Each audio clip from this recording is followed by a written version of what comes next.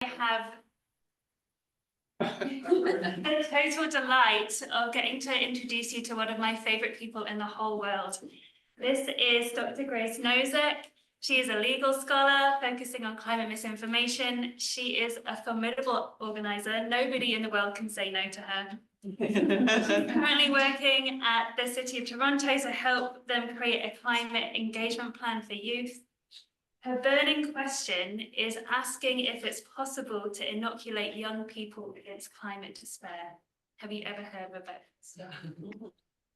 She is a person who puts joy at the center of everything. And when you meet her, she just like bubbles over with this zest for life, which is totally infectious, and you leave feeling so much better. And she's also an incredible storyteller, and it's her beautiful book that we're going to be hearing about today. So welcome, Grace. Welcome to the room. We can hear you and see you so well, and the floor is yours.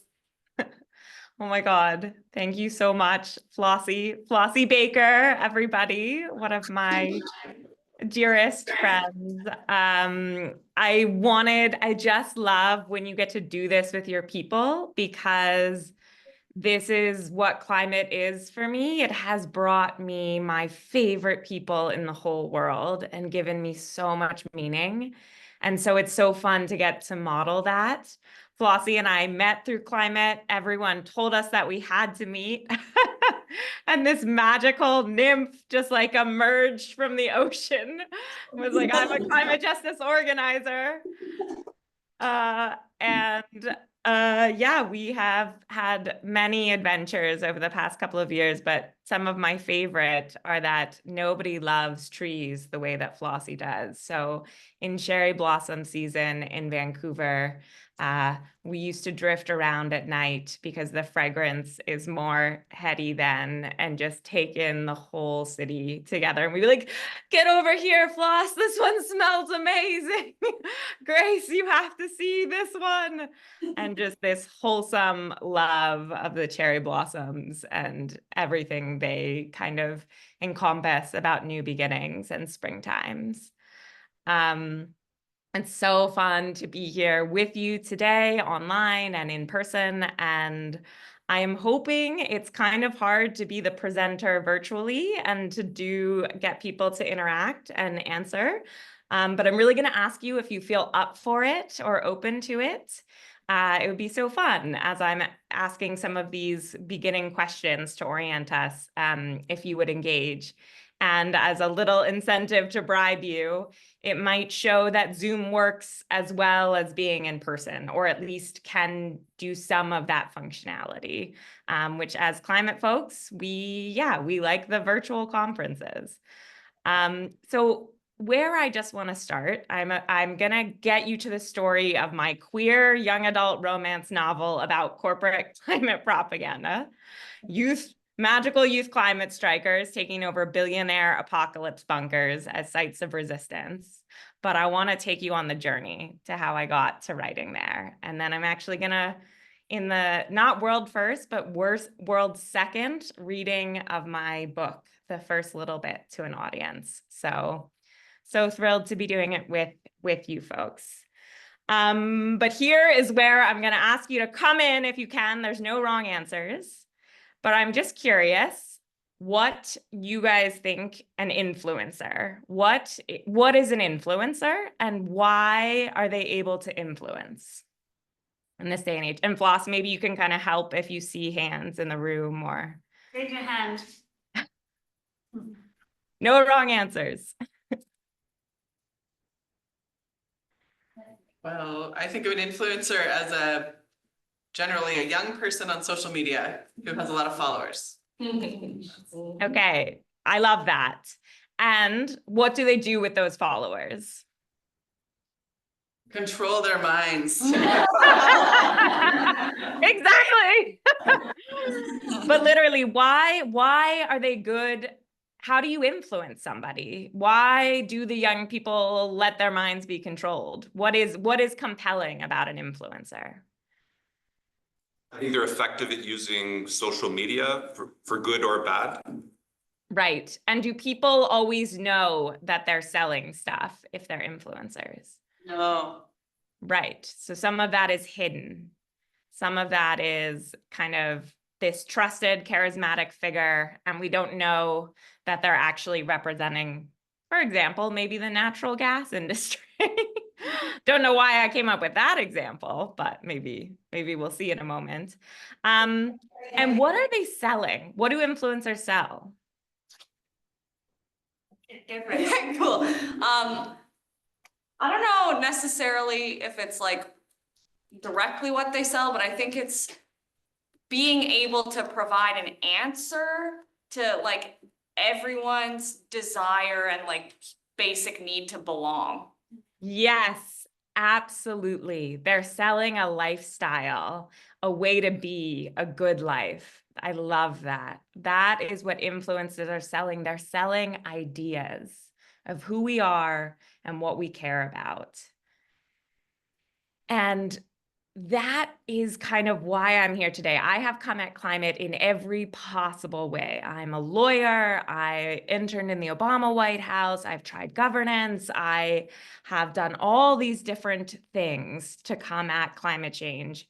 And what I learned over and over again is that we don't have hearts and minds yet. And the way that you get hearts and minds is influencers with ideas and stories. And these influencers shape what we buy, how we act and how we treat each other, how we vote. And this, if you remember nothing else from my presentation, this takeaway I find so astounding and so important to remember.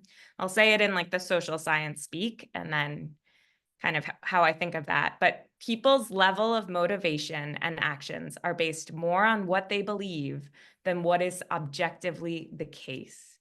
So what that means is what we believe is true shapes our actions and motivations more than what is actually true. This is why people are trying to win the battle of your mind. Your mind is the battlefield right now, and climate stories are playing out there. Ooh. And then we have on this other side, youth influencers. And thank you so much for engaging. Maybe with these kind of keys, clues on the PowerPoint, how do youth influence culture? How do they shape our world?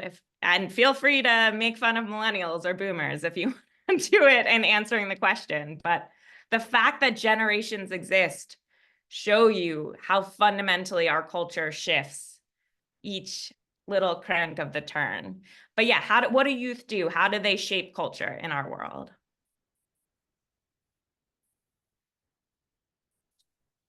I've never seen a moral panic that a youth couldn't start. Like adults get really freaked out by youth so easily. Yeah, yeah, exactly. Why do they get freaked out by youth? Because youth are incredibly powerful influence over each other. And so the adults are doing it for the wrong reason. We don't like that they moral panic, but the one thing that they get right is how fucking powerful young people are at shaping this world and how we move through it. And you can see any TikTok making fun of how Gen Z shows up in the office to know how much youth change the world and the status quo when they want to, when they're kind of working on that. And so we have this kind of epic battle now. We have the fossil fuel industry as influencer, and we have youth as influencers. And this is what my research is all about. My PhD is literally how the fossil fuel industry has become one of the secret master storytellers of our time, how profound their reach is into our public imagination and our political reality. And here is an example of them just hiring youth influencers. But yeah, they do the exact same things that you guys named. You can't always tell that they're the ones behind commercials or wording, or if they, donate a lot of money to a university or these other places, and then those other places start speaking positively about the fossil fuel industry. They're so good at kind of dissolving their influence and seeding these stories in all these different ways. But so are youth. And so here are some examples you can just see. I wanted to just show you the crush of them, just how much corporations are influencers and use this kind of underhanded storytelling. So how Mobil pushed its oil agenda through charitable giving. Tobacco and oil industries use the same researchers to sway the public, the same PR firms. They had the same lawyers, big oil and big tobacco. How big oil and big tobacco got respected scientists to lie for them. How the fossil fuel industry convinced Americans to love gas stoves. And so now we have this battle of the influencers. We have the fossil fuel industry and its allies, and we have youth. And what happens in this battle will shape our stories of what's possible and who matters and how we care for one another. And just, again, knowing that social science, which I have found like profoundly useful to everything in my life, to just remember that the world is not my thoughts. You know, it's like we are not our thoughts and the world is not our thoughts. We can check some of the stories we have about this place, and in checking them, kind of create all of these irresistible places to build new worlds. And what's more than that is that the fossil fuel industry knows how powerful youth are. Just like that amazing audience member said, adults understand the power of youth. And so the fossil fuel industry has actually been specifically targeting youth as young as 5 years old in kind of massive, comprehensive ways. And I've just pulled a few examples, but this is an actual jump rope rhyme from a curriculum, a grade school curriculum created by a fossil fuel industry influence. We need oil, we need gas, we're the oil products in our class.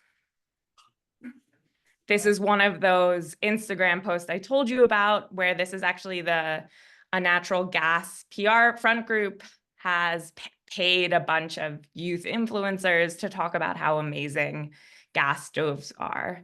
Now we're cooking with gas. That phrase is actually from a gas PR campaign from many, many, many decades ago.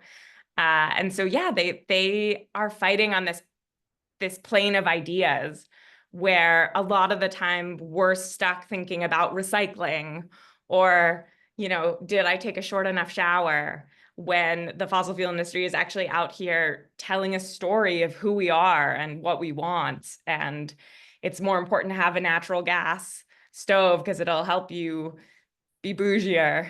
They're creating the lifestyle that we aspire to. This one is wild. And this was like, it's literally this act which has made me do so much get out the vote work in my life. I spend so much time doing nonpartisan get out the vote work in Canada and the US. And I would encourage any of you who are at UBC to check in, make sure election emails are going out for all the upcoming elections. You know, universities should be bastions of democracy, particularly public universities, and should be telling students when and where and how to vote. But what kind of radicalized me on voting is this act. It's called the Environmental Literacy Improvement Act, and it was created by conservative politicians and by corporate interests, including Exxon, really kind of at the lead. And it's a model bill that state legislatures in the US can pass. So they can kind of take this and go back to their state houses and try and pass versions of it. And what it says, this is kind of the dream environmental education that conservatives and the fossil fuel industry want. And what they said is no program should be designed to change student behavior, attitudes, or values, and should not include instruction in political action skills nor encourage political action activity. They told on themselves. They put it on paper. They put it in their model bill. And I'm just, you know, whatever the fossil fuel industry doesn't want me to do, you can believe that I will be first in line to do it. So yeah, I just think this is wild. And I think it's a missing piece in the conversation, how much corporate America and corporations kind of beyond want to protect the status quo, and because of that, don't want young people to vote. They are happy with the apathy. So here from the social science are some of the stories that discourage youth from engaging in effective climate action. One is a story of government betrayal. And this sense that governments and leaders have failed us and can never do anything effective and will never do anything effective. And so why should we even bother caring? There's no difference between anybody. Everyone sucks, and I'm going to tap out. And then we have a doomism and apocalypse narrative that's really discouraging, which is just there's no hope. And so if there's no hope, why think about it? Why worry about it? We have a story called, I've named them these things just to help people remember. So if they're out in the wild and they see these stories, they can go, wait, this is a poisonous story. A powerful actor is feeding this into the zeitgeist somehow. But this one I call Greta is a hypocrite. And it's essentially when you frame people as hypocrites, it again is like, don't trust our leaders, don't care, no one can actually do anything, no one is actually good enough. And it just really inculcates this sense of apathy. And it's like, if they use any petroleum products, then they're total hypocrites. And that's it. Don't listen to them when they ask for climate action. It's incredibly effective. And then I call this one, he who smelt it, dealt it. I don't know if I'm getting old or if people ever say that, but when you were little and it smelled like someone had farted, it was like, he who smelt it, dealt it. So if you were the first one to say, and I think it's so fun to picture the fossil fuel industry kind of just like pointing at all of us to be like, you farted, when like they're the ones. And funnily enough, farting kind of works with greenhouse gas emissions. So if anyone wants to make this cartoon of my research, reach out. But yeah, this sense of like, no, you are the problem. And we know that messaging, people don't like to feel guilt or shame or like bad people. And so they either distance themselves from the problem or they minimize it. And we have evidence that the pro-fossil fuel actors, the industry and their allies are using these poisonous stories to influence the public. So whether they know it or not, they're using these very psychologically resonant messages to disempower the public. So there's this amazing research out of SFU. Shane Gunster does like a lot of amazing climate communications research. And he has some great articles about how fossil fuel industry advocates promote this cynical fatalism about government action on climate change. We've also seen some polling that for people who don't think the government should act on climate, a key factor driving that attitude is that they feel there's nothing the government can do to stop it. So it's really matters if you're like, well, it's all going to be bad, so we might as well keep ours, keep doing what we're doing. It really kind of takes the air out of action. And this is what really bothers me, because as a scholar, I know that so many times governments are not perfect. Many have failed terribly, but many have tried really, really, really, really hard. And I'm American, and I know how hard American politicians tried in the early aughts to get a climate bill. We were so close. And we faced just a horrific onslaught of fossil fuel industry influence, like hundreds of millions of dollars, all kinds of misinformation. And so as we go after governments without talking about industry's role, and then claiming governments are all ineffective and the same, then we're just doing the fossil fuel industry's work for them. Like, apathy lays the path for fascism, for autocracy. When you don't have people engage in our governance, in our collective well-being, if they just tap out, then we can't build anything better or more beautiful. Doomism and apocalypse, we have evidence actually from Canada of this.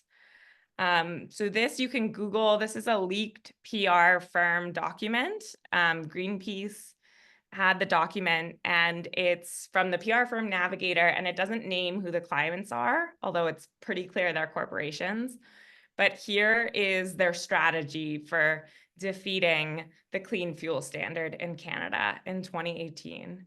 So they said, our campaign is shaped by 3 factors more than any others.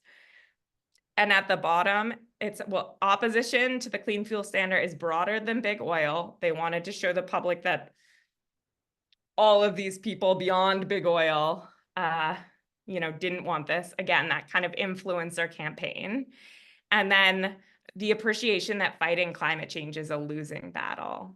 They put this on paper and they used it as a strategy. We don't know how they used it, but that is some messaging that is being suggested to anti-climate action folks, is that this is a losing battle. And imagine, we know young people feel that this is a losing battle. So we don't know the dots in between, but we know that it's being said and we know young people feel it. And so, yeah, it's pretty morally egregious, that messaging. So here's just a close-up of that language. Here you can see some more examples of the hypocrisy argument. Greta Thunberg is the poster girl for hypocrites. Al Gore's hypocrisy knows no bounds. Here we have evidence of the fossil fuel industry ceding it's your fault, or he who smelt it dealt it. BP spent more than $100 million popularizing the personal carbon footprint calculator, kind of saying, how much have you done? What is your contribution to greenhouse gas emissions? And of course, I know in intimate detail that BP knew in intimate detail in 1980 the catastrophic consequences of climate change. Like, when you see the early documents, their ability to predict exactly how this was going to go down is so uncanny. And to know that this small group of people chose to go forward on this path that would threaten so many for just a little bit of extra money is so wild. It's such a wild thing, which is why, again, I love to wake up and make ExxonMobil have a hard day. So hope you'll join me in doing that. Here's some more from BP. It's time to go on a low carbon diet. And, here in my very aggressive lettering is, remember that what we believe is possible shapes what is possible. If we feel helpless, hopeless, and like democracies have failed them, then we'll sit out and they'll fail us. And again, that's what big oil wants. So I just refuse to be complicit in that. And like I mentioned, some of the most powerful and effective influencers challenging these poisonous narratives are youth. And we could certainly use more doing that and calling out fossil fuel industry influence. But Michaela Loach is amazing. Susie Hicks, the climate chick, talks about collective action. We had this incredible campaign for Youth Climate Corps in Canada, led by Manvi Bala and Shake Up the Establishment, who are also here with their incredible book, which I cannot recommend highly enough. Here's Shake Up the Establishment, who have done some amazing stuff around intersectional climate justice and civic education. And again, have this tool for educators and organizers that's youth-led, youth-written, all about kind of rest, resistance, and recovery in the movement. So youth are doing it. And this is one of my favorite examples of youth challenging corporate propaganda. We had something called the Truth Anti-Smoking Campaign in the US. And this was youth and nonprofits coming together to make kind of dumb, rogue ads. And rather than telling young people not to smoke, they showed them how they were being manipulated by the tobacco industry. And empirical evidence shows a huge drop in youth smoking rates. As you can see, the evidence is mounting that consumer awareness about manipulation is a powerful force in inducing consumers to stop using tobacco or not to start. So I keep applying for grants and thinking about how to really run a big campaign like this against fossil fuel industry executives, because we haven't done it. And I think youth are ready and able and would be incredibly effective at making stuff like this. There's just no one who memes like Gen Z. So one of the ways that I've coined to kind of remember our power, because social science shows that essentially all of us, the only environmental action we were taught, like the way our brain thinks about environmental citizenship, is recycling. That's like the strongest connection in most people's brains. And it's really, really hard to get people to think about democracy as climate action. I mean, it wouldn't be if we taught folks that from the beginning. Like, recycling is not inherently easy or obvious. It takes a lot actually to learn where to recycle and how to recycle. But we just we give that message over and over again that that's what good citizenship is. And if it was instead that we said, or in addition to that, that it's voting and talking to your friends and family and working in collectives.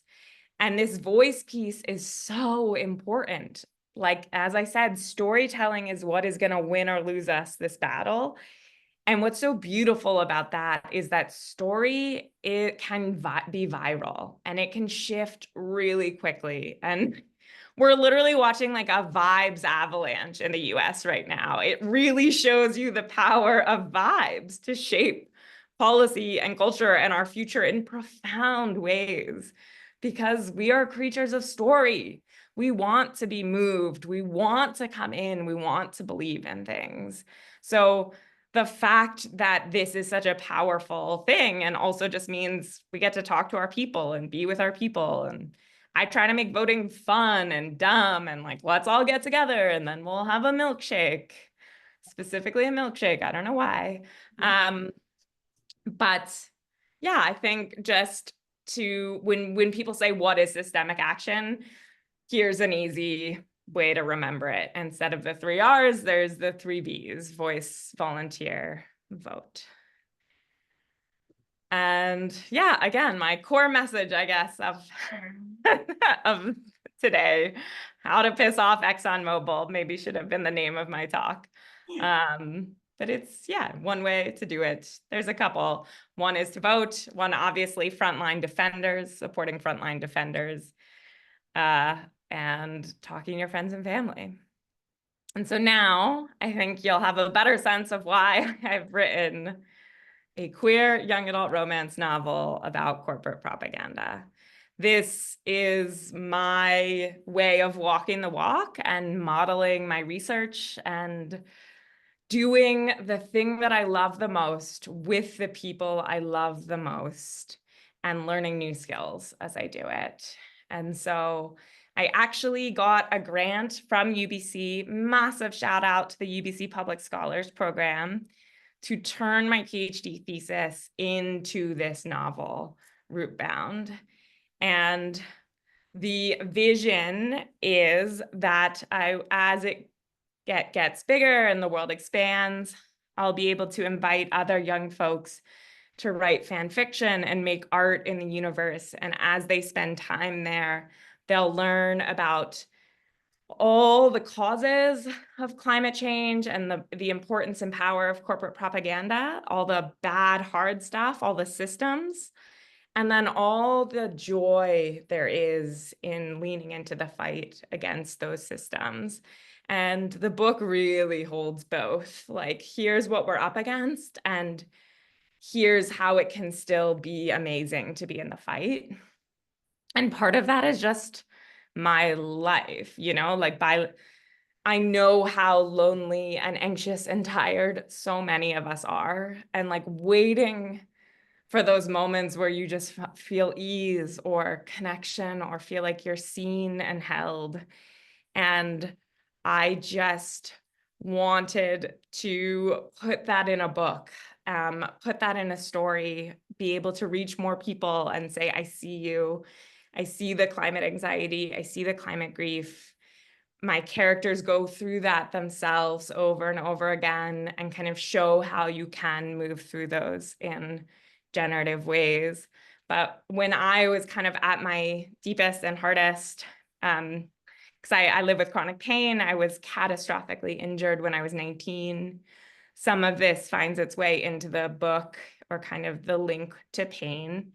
And by leaning into climate, I really have kind of found the best life. I can just really say that with a straight face, that like doing this has been the most meaningful thing. And it's hard and heavy, and there are terrible things happening. And I'm still happy to be alive and to be human and to have so much connection and creativity. And just being able to hold that all, novels are such cool, beautiful places for that. So the book also like kind of flips the idea of influencers on their head. The fact that corporations are always trying to use youth as influencers. If we can be our own influencers in the other direction and kind of challenge fossil fuel industry propaganda, like there's no one, like, you know, that suits, what I'll call office workers, suits cannot capture the same energy that youth. Like, I don't know if there's any young folks in the audience, I can't see you super clearly, but it was worth probably $100 million in advertising for Charlie XCX to just say Kamala is brat on her Twitter. Like that's the kind of stuff that money can't buy. Youthful energy and passion and excitement and authenticity. And so, you know, stan culture and memes and fan fiction are a possibility of organizing and messaging and like an iterative way to challenge this influence. There's something here. And also we just need more dumb stuff. I just like cannot encourage you enough, if you're in the audience and you have been thinking about any dumb thing on climate that you want to try, that you want to do it. We need the dumb, we need the joyful, we need the experimentation. That's, you know, especially as I'm working with little kids, when I get them to think about climate as just something else exciting, like I'm going to be a horseback rider and I'm going to do climate action as a horseback rider in the Olympics. And they kind of tie climate into the things they want and they care about, rather than always just visualizing it as the end or a dark cloud or a fire. It's now, oh yeah, this is a really heavy thing that we're dealing with, and humanity has always dealt with heavy things, and we come in and, you know, you take up your little piece. And I think just there's so many stories that I have freed myself of around climate that have allowed me to live with just so much more joy, just the ability to hold both. How terrible and how much grief there is, and still how amazing this earth and humanity and existence and our friendships and cherry blossoms on a sunset night with Flossie as we can hear the water coming over the pebbles. That still matters, and it's all true. And that's what I'm trying to capture in the book. So I might pause there. I can tell you more about it, but I know we're getting close. And if there are questions, maybe I'll take those, or I can get back into it a bit more. Oh, I'm supposed to read to you guys. Do you want that? Yeah. Okay. So maybe think about your questions while I do this. Oh, wait. Yeah. Okay. Let me advance my slides. Here's some beautiful art people made, because I've already been working with youth to make some art. This is by Megan Wise, who was the head of the UBC Climate Hub, Voice Vote volunteer. And here's the cover of my book, which is about to be in the world.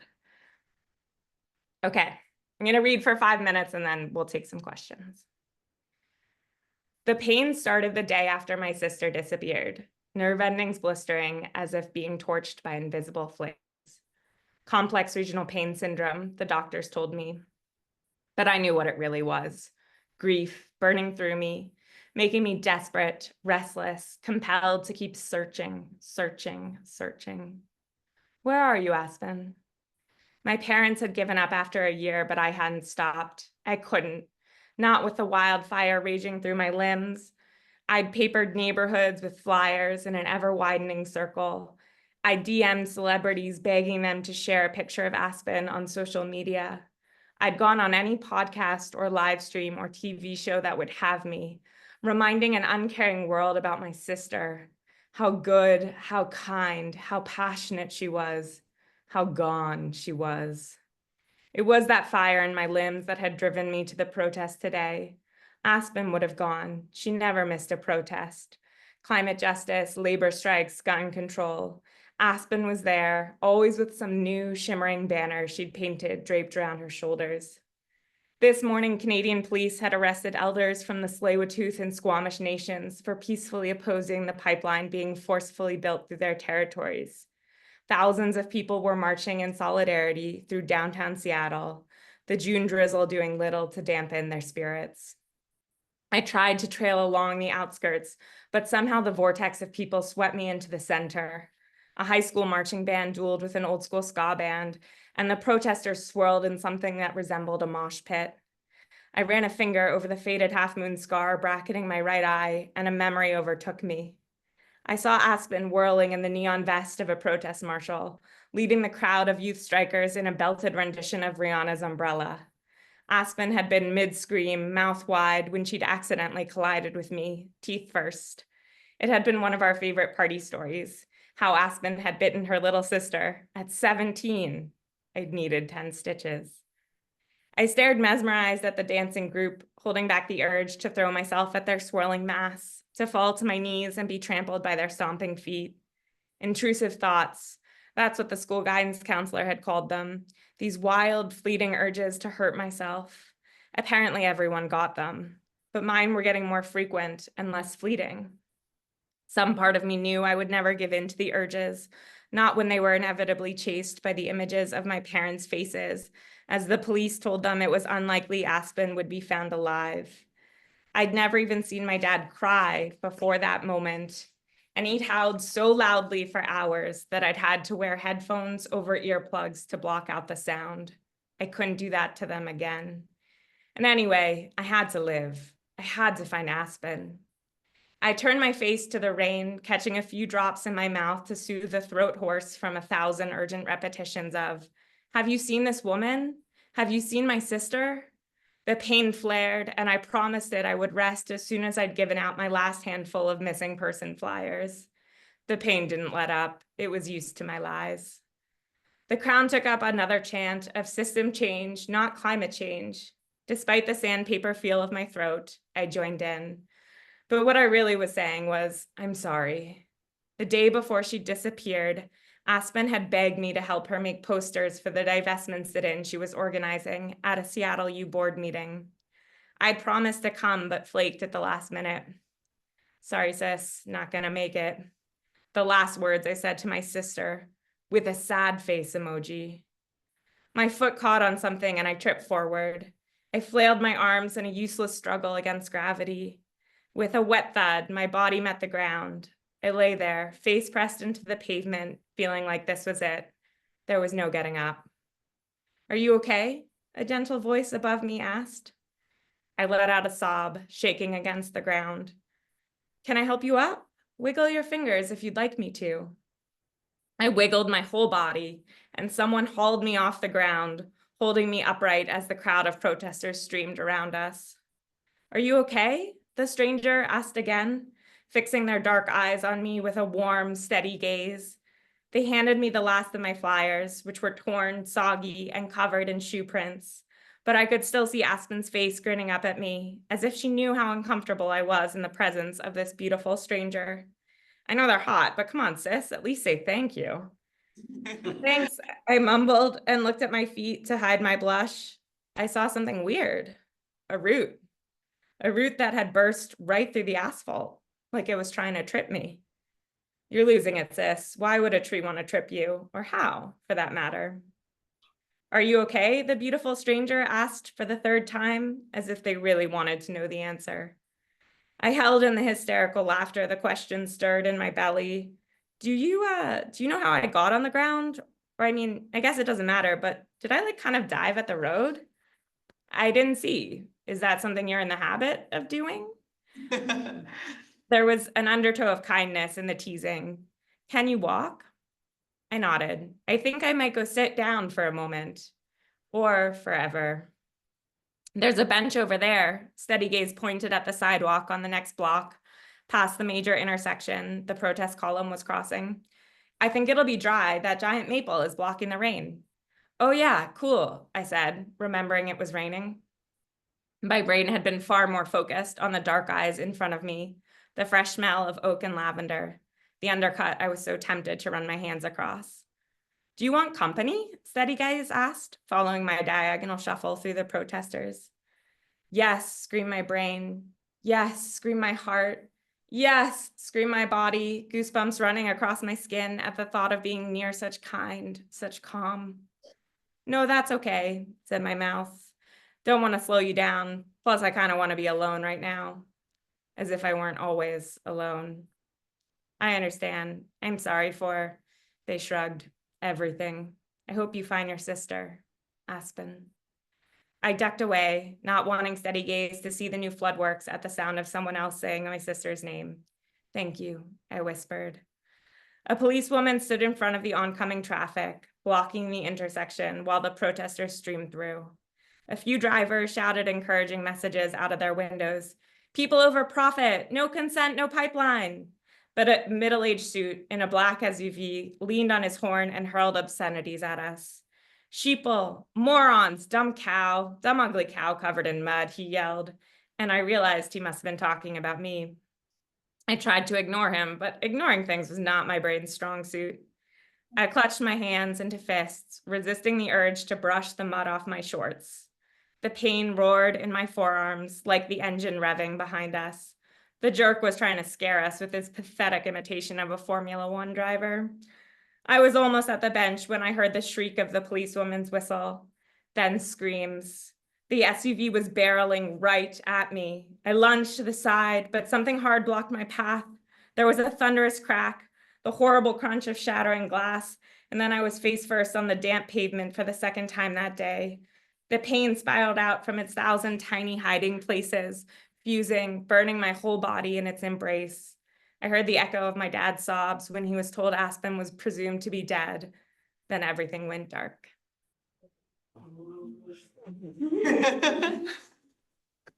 Okay, thank you. I'll take questions.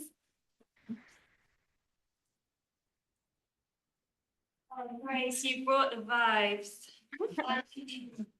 I wish you were here because you would see how much we were all affected by your talk and especially in the reading. I just love how you were able to bring together the kind of the heaviness and the intensity and the violence, but also the intensity and the pleasure of meeting a really hot crush in the climate movement. You could like cross that spectrum within the matter of a few pages. And it just speaks to the amazing talent that you are. Can we just give her another round of applause?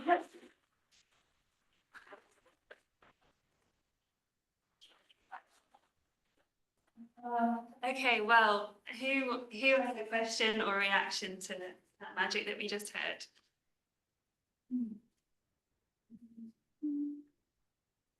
Oops. Also, folks, if you want to follow along, because lots and lots is coming, you can follow on Instagram, and the ebook is available for pre-order now. The book will be available in more places in September, and I'm going to put a free audio version out as well.